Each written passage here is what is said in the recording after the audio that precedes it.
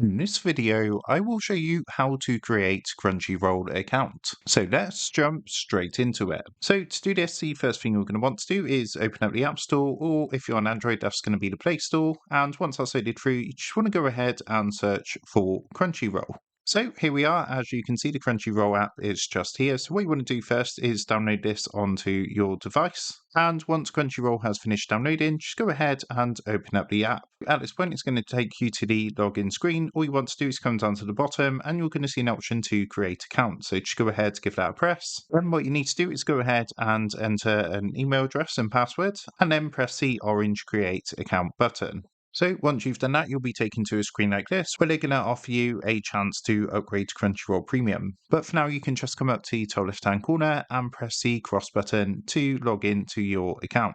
At this point, just go ahead and select your profile from the profile screen. And what it's going to do is take you to the home screen for Crunchyroll. So what you can do is choose whether to send notifications. And as you can see, your Crunchyroll account should now be created and you can go ahead and watch all these cool animes. So that is how to create Crunchyroll account.